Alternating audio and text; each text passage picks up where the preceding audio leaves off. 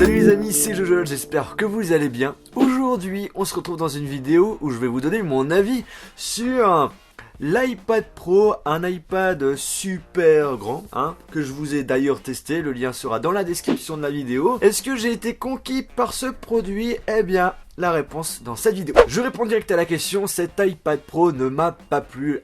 C'est une tablette trop grande, trop cher, qui se dit pro et qui en réalité n'est pas si professionnel que ça par rapport au contenu qui est proposé. Bref, j'ai quand même trouvé quelques petits points positifs, mais dans le fond, ce truc, c'est inutile. Apple cible avec cet iPad les professionnels, mais le problème, je crois qu'ils se sont trompés de cible. Pourquoi je dis ça? Tout simplement parce que les arguments de vente d'Apple sont vraiment ridicules. Tout d'abord, ils vantent le fait que cette tablette est capable de faire du montage vidéo 4K. Le logiciel qu'on utilise c'est iMovie et je suis désolé mais aucun professionnel va utiliser iMovie pour faire du montage vidéo. Sur un Mac c'est au minimum Final Cut, puis après la suite Adobe comme Premiere, After Effects. Le truc qui était marrant c'est le fait d'avoir donné comme critère marketing vidéo 4K. On peut faire du montage vidéo 4K. Ouais, génial, super. Le problème c'est que sur l'iPad Pro, on a une capacité de mémoire de 32 Go et après on a un autre iPad Pro avec 128 Go.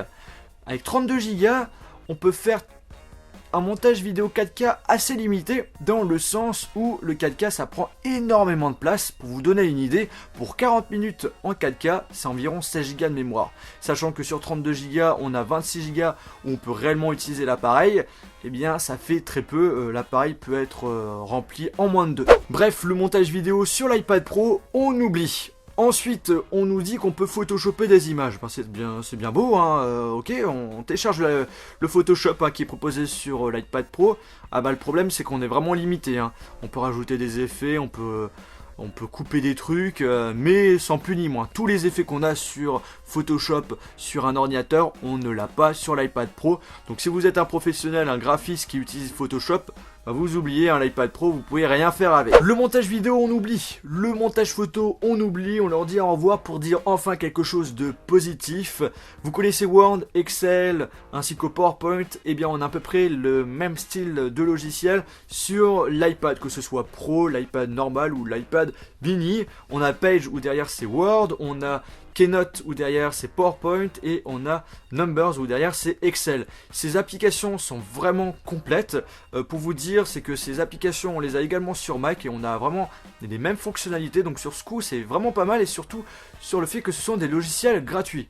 Donc ça, de la part d'Apple, c'est assez sympa. Bon après vu le prix de la machine, c'est un petit peu normal. Par contre, je vous le dis quand même, pour tout ce qui est traitement de texte, faire sa petite présentation PowerPoint, son petit fichier pour faire sa petite compta, c'est plus pratique de le faire sur un ordinateur. Pour vous donner un exemple, quand j'étais à l'université, toutes les personnes, vraiment toutes les personnes qui avaient acheté justement un iPad pour faire du traitement de texte, un mois plus tard, ils sont passés à un ordinateur portable parce que c'était vraiment pas si pratique que ça. Là où ça devient intéressant, cet iPad Pro, c'est pour les personnes qui aiment bien dessiner. L'iPad Pro, c'est grand, on a une application notes assez complète sur ce coup, où on a différents types de couleurs, différents types de tracés, on a aussi une règle virtuelle, ça marche super bien. Bref, pour faire du dessin, ça peut être quelque chose d'intéressant, cet iPad Pro. Mais je pense aussi quand même que les vrais professionnels, les vrais artistes qui font justement du dessin numérique, ne vont pas utiliser un iPad Pro, puisqu'il y a déjà des appareils assez sophistiqués qui existent, même plus cher qu'un iPad Pro et qui propose bien plus de fonctionnalités que peut proposer justement Apple avec cette tablette. Ce qu'il faut savoir aussi les amis, c'est que la plupart des applications actuellement ne sont pas compatibles parfaitement avec la taille d'écran de l'iPad Pro. Par exemple sur Twitter, vous le voyez. D'ailleurs, si vous avez Twitter, n'hésitez pas à me suivre, c'est Jojol67.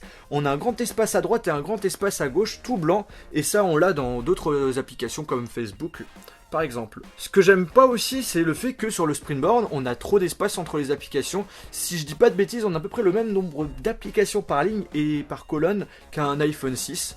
S, hein, ou iPhone 6, hein, c'est pareil. Donc sur ce coup-là, Apple n'a pas trop géré. Et à titre d'information, hein, comme ça vous le savez, vous pouvez mettre 6 applications sur le dock. Apple nous propose une fonctionnalité qui nous permet d'utiliser 2 applications en même temps, en simultané, ce qui est plutôt cool. Mais le problème, et c'est vraiment dommage, c'est que ça marche pas pour toutes les applications. Autre point où je suis déçu, c'est le fait que le Touch ID, c'est la première version. C'est pas la deuxième version qu'on a d'ailleurs sur l'iPhone 6S. Donc du coup, la lecture d'empreintes digitales est un petit peu plus lente, mais ne marche pas quand on a les mains mouillées, alors qu'on n'a pas ce problème-là avec le nouvel iPhone. Là où Apple a géré sur cet iPad Pro, c'est la qualité de son qui est juste magnifique. On a 4 haut-parleurs, un sur chaque côté, et ce sont des haut-parleurs, comme je vous l'avais dit dans ma vidéo de test, intelligents, puisque tout simplement, lorsqu'on prend l'appareil en main, le son sort plus fort en haut. Et du coup, sachant que quand on a l'appareil par exemple en main comme ça, on empêche le son de sortir par rapport au haut-parleur qui se situe en haut. Et le fait d'avoir le son plus fort sur les haut-parleurs qui se situent en haut et le fait d'avoir 4 haut-parleurs, sur ce coup-là, c'est pas mal du tout, puisqu'on est sûr de pouvoir écouter notre musique, regarder notre vidéo sans problème en ayant l'appareil en main. En plus de faire office de plateau, et bien cet iPad Pro est assez efficace pour faire du vent, très utile pour l'été. L'iPad Pro propose une autonomie excellente, on peut le dire, en 2 semaines d'utilisation, j'ai dû le recharger que 2 fois, et pour vous donner un autre exemple, eh bien, dans la partie réglage, utilisation, j'ai utilisé l'appareil pendant 22 heures, et il me restait 3% de batterie, ce qui est plutôt pas mal. Par contre là où c'est vraiment pas terrible, c'est la recharge, puisque pour recharger complètement l'iPad Pro, il faut attendre 4h30.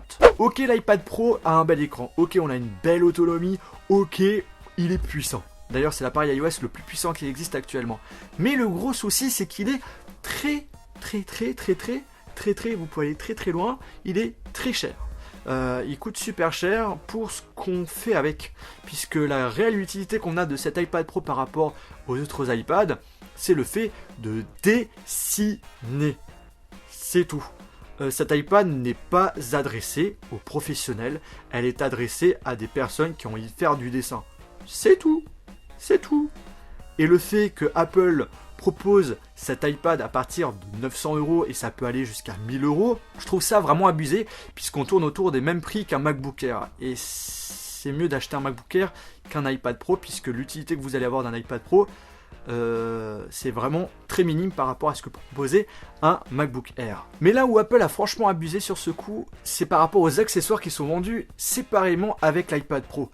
On a le Smart Keyboard qui est tout simplement un clavier qui est assez classique mais qui a une spécificité, le fait que ce clavier se recharge directement avec l'iPad Pro, ce qui est plutôt pas mal. Il est vendu en mode QWERTY, on peut même pas l'acheter en mode AZERTY, et il est vendu à partir de 179 €. Ouais, ça fait super cher. Et le deuxième accessoire, c'est l'Apple Pencil. C'est tout simplement un stylet que vous allez utiliser notamment dans l'application Notes pour faire des dessins un peu plus précis. Ça m'étonnerait que vous allez commencer à utiliser ce stylet pour taper sur le clavier de votre iPad. Et ce machin-là, il coûte, attention, 119 €. 119 € un stylet. 119 €, c'est pas du tout justifié, et je trouve que Apple sur ce coup-là nous prend vraiment pour des gros pigeons, et justement j'ai envie d'avoir votre avis sur ce sujet, donc n'hésitez pas à me dire ce que vous en pensez de cet iPad Pro via les commentaires de cette vidéo.